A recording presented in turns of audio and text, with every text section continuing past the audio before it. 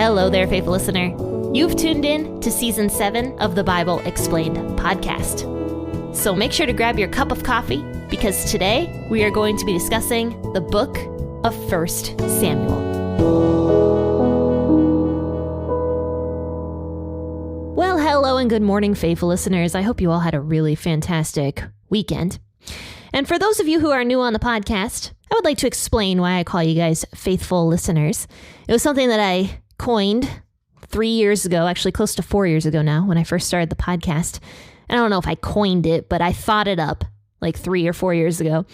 And I've been doing it ever since my first episode. And the reason I call you guys faithful listeners is not because you are my faithful listeners or that you are this podcast faithful listeners, but that you are faithful and that you are listening to the Bible whenever you turn on this podcast. So that's why I call you guys faithful listeners. But okay, faithful listeners, let's go ahead and read 1 Samuel chapter 7, verses 1 through 6 today. And it's not a very long portion of scripture. In fact, it's very short, but there's a lot to talk about here, a whole lot, because this is the last mention, I want to say, I think, of the Ark of the Covenant for quite a while, because this is where the Ark of the Covenant is going to end up staying until David, like 40 years later, ends up retrieving the Ark of the Covenant. So we'll talk about this, and I'll be reading out of the WEB as I always do, but please feel free to grab your version of the Bible that you prefer to read out of, and also grab your cup of coffee on this lovely morning, or a cup of tea for those of you who drink tea instead of coffee for whatever reason that you choose to do that. I don't know why, but for some reason, that is your preference. So grab those things and let's go ahead and read 1 Samuel 7, verses 1 through 6. The men of Kiriath Jearim came and took Yahweh's ark and brought it into Abinadab's house on the hill, and consecrated Eleazar his son to keep Yahweh's ark. From the day that the ark stayed in Kiriath Jearim, the time was long, for it was 20 years, and all the house of Israel lamented before Yahweh. Samuel spoke to all the house of Israel, saying, "If you are returning to Yahweh with all your heart, then put away the foreign gods and the Ashtoreth from among you, and direct your hearts to Yahweh and serve him only, and he will deliver you out of the hand of the Philistines." Then the children of Israel removed the Baals and the Ashtoreth and served Yahweh only. Samuel said, "Gather all of Israel to Mizpah, and I will pray to Yahweh for you there." They gathered together to Mizpah and drew water and poured it out before Yahweh, and fasted on that day, and said there, "We have sinned against Yahweh." Samuel judged the children of Israel in Mizpah. So in this tiny little portion that we just read today, 20 years have actually passed from verse 1 to verse 6. So a lot can happen in the Bible in a very short period of time. But it says here that the men of Kiriath Jearim came to get the Ark of the Covenant. So why did they come to get the Ark of the Covenant? Well, if you guys remember what we read about and chatted about on Wednesday, we mentioned how the Philistines had the Ark of the Covenant because they captured it in the middle of a battle. And so the Philistines had it for 7 months. But because things were not going well for them, and God was basically destroying Dagon, their god, as well as bringing this plague onto the Philistines wanted to get rid of the Ark of the Covenant. So after about 7 months of having it, they bring their philosophers and their thinkers and whoever else together to discuss how they're going to get rid of the Ark of the Covenant. So that's exactly what they do. They end up getting rid of the Ark of the Covenant through a miracle, actually. God performed a miracle for them. I'm not going to go back into that. But the Ark of the Covenant is pulled into this area called Beth Shemesh, and that was an Israelite village. And so the people of Beth Shemesh are harvesting their wheat, and they look up and they see the Ark of the Covenant on the back of a cart being pulled by 2 cows. And of course, the people of Beth Shemesh are overjoyed because the Ark of the Covenant is back. And that was the symbol of God being with Israel, as well as the Israelites kind of viewing the Ark of the Covenant as a good luck charm to them. So, of course, they were overjoyed to see the Ark of the Covenant back with them. But the Israelites mistreated the Ark of the Covenant and God's law and God immediately. Like the second the cows entered Beth Shemesh, basically the Israelites were already breaking the Old Testament laws. And the first thing they did was sacrificed the 2 cows as a burnt offering, which wasn't supposed to happen because burnt offerings were supposed to be done in a very specific way at a very specific place. And on top of that, burnt offerings had to be male animals. And obviously cows are female. So that was the first thing they did wrong. They sacrificed a sacrifice to God using the wrong type of sacrifice and also at the wrong place. And then on top of that, they put the Ark of the Covenant up on this rock for everybody to view it and potentially touch it and look inside of it. And they're offering like all these sacrifices near it and just being kind of weird. And then, of course, on top of that, the Philistines, the 5 lords of the Philistines, the most powerful Philistines that there were watching all of this happening. So they were like a far ways away, viewing everything going on, seeing if the ark made it back home. And they're watching the Israelites act like they act. And so the Israelites, even though they didn't know they were being watched by the Philistines, they were being a terrible example of God to the Philistines. They weren't shining their lights to the Philistines. What ended up happening was the Israelites crossed a line. So they went up to the ark and they were touching it and they opened it up to look inside of it. And that was when God struck 70 men of the Israelites. Now, depending on the version you read, and I didn't actually go into this the other day, it might say in your version, God struck 50,070 men. But if you go back to the Hebrew of that, it's interpreted as out of 50,000 men in Beth Shemesh, 70 of them died because of that. So that's why on Wednesday I mentioned that it was 70 men, not 50,000, 70, just to let you guys know that. But we don't know if the Philistines saw that or not, but it's very possible that they did. It's very possible that they saw the Israelites mistreat the Ark of the Covenant, and God strikes 70 of the Israelites dead because of that. And if the Philistines did view that, that would show that God does not play favorites because of what had happened in the Philistine territory, and also now what the Philistines are viewing in the Israelite territory with the Ark of the Covenant. So after the 70 men died, the people of Beth Shemesh are like, we don't want the Ark of the Covenant here. So they call the people from Kiriath Jearim to come and get it. They're like, we don't want the Ark here. You come and get it. And when I was reading Enduring Word, I really love Enduring Word. It's one of my favorite free commentaries. But when I was reading it, David Guzik, the author of Enduring Word, mentioned that it's possible that the people of Beth Shemesh had a bad relationship with the people of Kiriath Jearim. And so that's why that's why they wanted the Ark of the Covenant to go to Kiriath Jearim, because they didn't have a good relationship with them. And it was like, you take the Ark of the Covenant and we'll see what happens to you.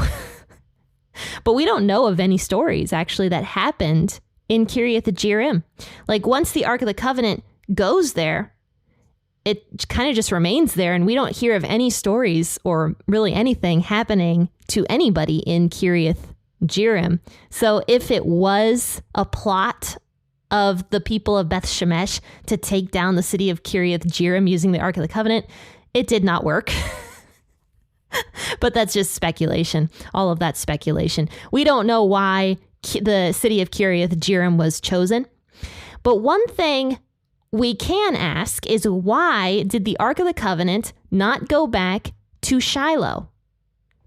Because that was where the Ark of the Covenant was for many, many, many years. It was inside the main temple in Shiloh. And that's where it was supposed to be, actually. The Ark of the Covenant was supposed to stay with the temple. But for some reason, the people are shipping it off to Kiriath Jearim instead. And that's what it says in verse 1 here of what we read today. The men of Kiriath Jearim came and took Yahweh's ark and brought it into Abinadab's house on the hill, and then consecrated Eleazar his son to keep Yahweh's ark. Now, one of the reasons why the ark may not have gone back to Shiloh was because it's actually mentioned in Jeremiah chapter 7, verse 14, that Shiloh actually got destroyed, most likely by the Philistines. And it could have been right after they took the Ark of the Covenant. So here's what it says. If you flip over to Jeremiah chapter 7 and read verse 14, this is God talking. He says, "Therefore, what I did to Shiloh, I will now do to the house that bears my name, the temple you trust in, the place I gave to you and your ancestors. I will thrust you from my presence, just as I did to your fellow Israelites, the people of Ephraim." So this chapter of Jeremiah takes place well into the future from what we're talking about today. This is with the second temple, and God was sick of everything that was going on with the second temple. But the first temple was in Shiloh, and that's where it was supposed to be. But clearly something happened to Shiloh, and we don't know exactly what, but most likely it was destroyed. So it is possible that the ark had no home because the temple in Shiloh had been destroyed by the time we read 1 Samuel chapter 7. So that's why maybe the ark ended up going to Kiriath Jearim, and we don't know why Abinadab's house was chosen, but it could have been chosen because it mentions that his house was up on the hill. So maybe because Abinadab's house was the tallest house in that region, that's why the Ark of the Covenant went there. It kind of reminds me of old architecture. Like if you look around America, for example, or even Europe, you'll notice that church steeples are often the tallest things in a little village. I actually live close to a little community that's exactly like that.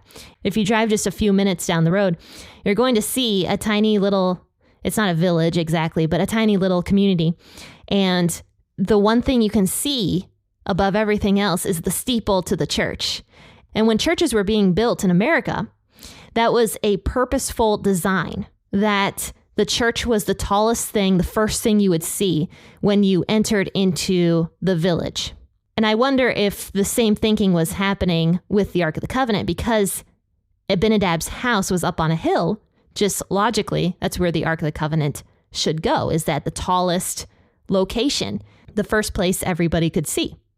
And possibly people would come and, worship near the Ark of the Covenant as well, like go up into Abinadab's house. So maybe also Abinadab could have been a very wealthy man and just had a lot of space where the Ark of the Covenant could be kept. And so what ended up happening was the Ark of the Covenant went to this house, Abinadab's, and they ended up consecrating Eleazar, his son, to keep Yahweh's Ark. And we know nothing really about Eleazar as well, but we do know that he became a priest to Yahweh's Ark. We do not know if he was a Levite or not. Potentially he was. I would guess he was, just because of the importance of having Levites taking care of the Ark.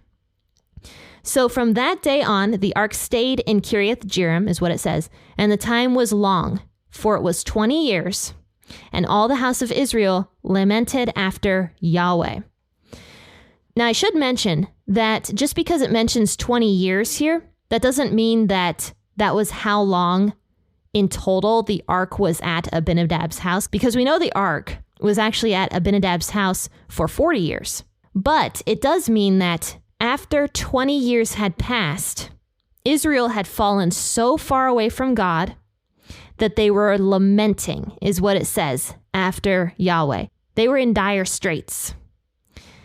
If you read other versions of scripture, for example, the NLT, it actually mentions that the Israelites were moaning after God or lamenting after God because it seemed like he had abandoned Israel, meaning that Israel was just being pummeled by the Philistines during this time period. So for 20 whole years, the Israelites fell away from God. The Ark of the Covenant was back in Israelite territory, and yet it still seemed like God had abandoned Israel. And why would that be? Because, the Israelites believed that if the Ark of the Covenant was there with them, that must mean that God was there with them. So suddenly they don't believe that anymore. They're like, the Ark is here, yet God, it seems like, has abandoned us. And now we are introduced to Samuel again, and he explains why this is. It says in verse 3, Samuel spoke to all the house of Israel, saying, "If you are returning to Yahweh with all your heart, then put away the foreign gods and the Ashtoreth from among you, and direct your hearts to Yahweh, and serve him only, and he will deliver you out of the hands of the Philistines." So there you go. Samuel hit it right on the head. He says, Israel, God hasn't abandoned you. You're worshiping and bowing down before these other gods and then expecting God, Yahweh, to fight your battles for you. And yet you're praying to these other gods. You're using God to get what you want. It's what Samuel says to the Israelites. And he's right. That's exactly what the Israelites were doing. They wanted the benefits of God, but they didn't want to give up their idolatry. Because their idolatry included many vices that to this day, people still find themselves in. The big one was the idolatry of sex, which I think is very, very prominent in today's culture, obviously. I feel like everybody's talking about sex, what sex they are, what gender they are, who they're attracted to. I mean, it's all over the place. And that's what the goddess Ashtoreth was for the Israelite people. The goddess Ashtoreth was the moon goddess. She was the consort of Baal. And a lot of people wonder if Ashtoreth and Asherah were the same goddess, because a lot of times the two names are intermixed throughout scripture. And most people think that, yes, they were the same goddess, just with a slightly different name. Some people aren't so sure, but it doesn't matter. The point is, Ashtoreth was the moon goddess. She was the consort to Baal. And so what that meant was that she was the goddess of sex and fertility. And so people loved Ashtoreth. And you'll notice that people started worshiping Ashtoreth way back in the book of Joshua. And then by the time Judges arrived, there was a story about the judge Gideon, remember him? Where he actually had to break down the Ashtoreth pole that his dad had made in order to serve Yahweh. And so he broke it down, and the Israelites in his neighborhood were so angry that he broke down the Ashtoreth pole that they were going to kill him. You can see that the Ashtoreth pole, or Ashtoreth as a goddess, was a huge vice for Israel, basically from the very beginning. And so Samuel here mentions it again. He's like, you guys are all worshiping Ashtoreth, and all the things associated with Ashtoreth worship, which included adultery and sex with prostitutes, and also like ritual sex, just very strange things. And so Samuel was telling the people, you want God, but you don't want to follow his commands. And so if you want God to help you in battle, because the Philistines are clearly winning, if you want God to help you, you need to get rid of all the Ashtoreth poles. You need to stop worshiping Ashtoreth completely along with Baal, and you need to worship Yahweh is what it says. So here's what it says. If you're returning to Yahweh with all your heart, put away the foreign gods and the Ashtoreth from among you. It is interesting that he mentions Ashtoreth specifically. And direct your hearts to Yahweh and serve him only, and he will deliver you out of the hands of the Philistines. And so that's what the Israelites did. So after 20 years of moaning and groaning and wondering why it seemed like God had abandoned Israel, even though the Ark of the Covenant was back, Israel finally listens to Samuel's words after 20 years. It took them 20 long years. And this is very common with Israel. We see this happening a lot, especially with the judges, like back in the book of Judges. It would take like 18 to 40 years for the Israelites to figure out that their idol worship wasn't working out for them very well. And so they turned back to God for a little while just to get what they needed from God. And then they'd go straight back to all their idol worship again. And then the cycle would repeat. So once again, that's exactly what the Israelites are doing here. So it says, though, that the children of Israel removed the Baals and the Ashtoreth and served Yahweh only. So after that happened, after the Israelites were like, we're done with idol worship, we only want Yahweh, Samuel told the Israelites to gather themselves to Mizpah. Now you might remember Mizpah as being a important gathering place for Israelite meetings. And once again, that's what it's being used for here. So Samuel tells all of Israel, all the Israelite people, to go to Mizpah, and he would pray to Yahweh for the Israelites there. And so it says that they went. They gathered to Mizpah, and they drew water and poured it out before Yahweh and fasted on that day and said there, we have sinned against Yahweh. So the people showed up to Mizpah, and they performed this ceremony. So there's fasting involved, which we know that fasting often includes like a heavy heart, not eating food because you are very sad over something that you did, almost denying yourself because of something that you did. And then there's a ceremony of water being poured out, which kind of symbolizes your soul being poured out. You're sad, you're in mourning. So you're pouring yourself out before Yahweh, basically. So the water is poured out and they're fasting. And so it says they admitted their sin against Yahweh. And so Samuel judged the children of Israel in Mizpah.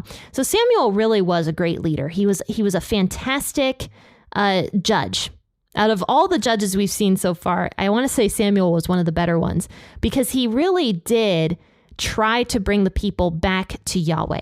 And maybe for 20 years, Samuel was trying to get through to the people, but the people just had to figure it out for themselves. But in the end, they do finally come back to God. And so Samuel, it says, at Mizpah, prayed to Yahweh for the people, and then he judged Israel there. And so what that means, most likely, is that Samuel admitted to God that the people had fault and judged the people and interceded for the people there at Mizpah. So this is where I'm going to end today. But as always, there's always something we can take from scripture. No matter what portion we read from, there's always something we can apply to our own lives. So when you look at this portion that we read today, the one thing that jumps out to me is that we cannot follow Yahweh, but also try to appease our own desires for sin at the same time. Just as the people here expected Yahweh to fight for them, but also wanted to cling to their sexual immorality and their sexual vices at the same time, Yahweh and sin just do not go hand in hand. You cannot be living a double life. As Jesus says in the New Testament, you cannot serve two masters because either you will hate one and love the other, or you will cling to the one and despise the other. So you cannot serve two masters. You have to choose the one that you are going to serve. So are you going to choose the one that just satisfies a quick vice, a lust that you might have? Or are you going to choose Yahweh, the real God, the God who can truly help you, the only person who can truly give you satisfaction, purpose, and fulfillment in your life? Well, faithful listeners, check out all the links listed in the description of this podcast episode because I do a lot more than just this podcast. I've got the YouTube channel. I've got the website with all the blog posts. I've got the Facebook page. I've got some of my devotionals up on YouVersion. So there's a lot more content that you can get. And if you love this podcast, please rate and review it because that's the best way for a podcast to get shown to new people. It's a very strange and simplistic way that in this modern day you can evangelize to people is just by rating and reviewing a podcast. And also, faithful listeners, if you would like to support this podcast in any way, check me out on Ko-fi. Isn't that cute? It's my new page. It's called Ko-fi. You'll see it linked in the description of the episode. It looks like Ko-fi, but it's actually pronounced Ko-fi. And I found that absolutely adorable. So I now have a Ko-fi account, and you can go over there and you can support the podcast monetarily if you so choose. Faithful listeners, I will see you all tomorrow for an episode out of Acts. And as always, happy listening and God bless.